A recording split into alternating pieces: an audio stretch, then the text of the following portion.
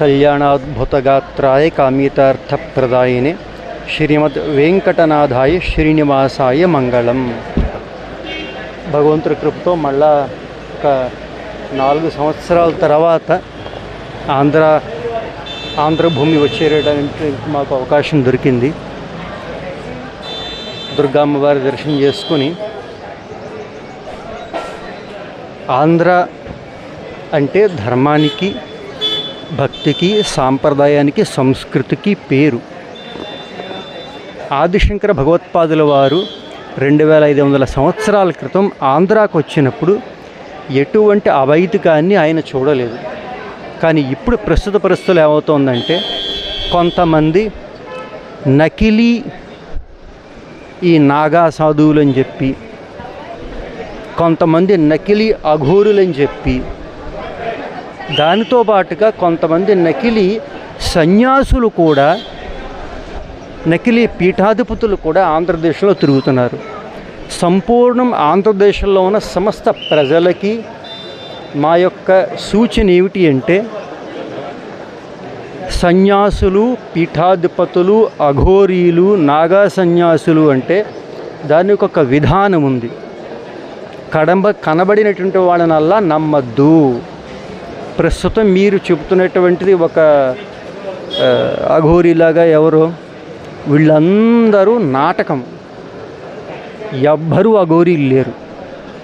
ఎందుకంటే ఉత్తర భారతదేశంలో అఘోరీలు ఎలా ఉంటారు, నాగా సన్యాసులు ఎలా ఉంటారు మాకు తెలుసు.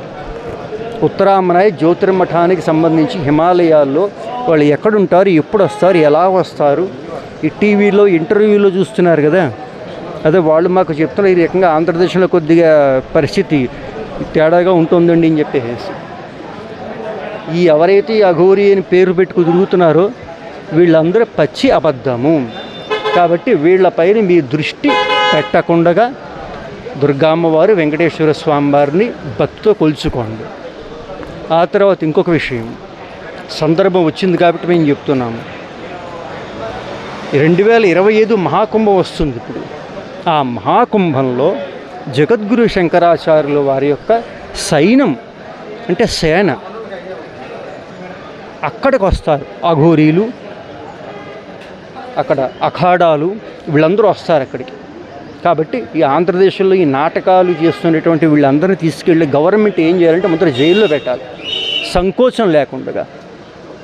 ఇంకా చాలా విషయాలు ఉన్నాయి. దీంతో పాటుగా యావత్ ఆంధ్ర ప్రజలకు కూడా మేము చెబుతున్నది ఏమిటి అంటే, కొంతమంది సన్యాసులు కూడా నకిలీ పీఠాధిపతులుగా తిరుగుతున్నారు ఆంధ్రదేశంలో. ఈ విశాఖపట్నం స్వరూపానందేంద్ర.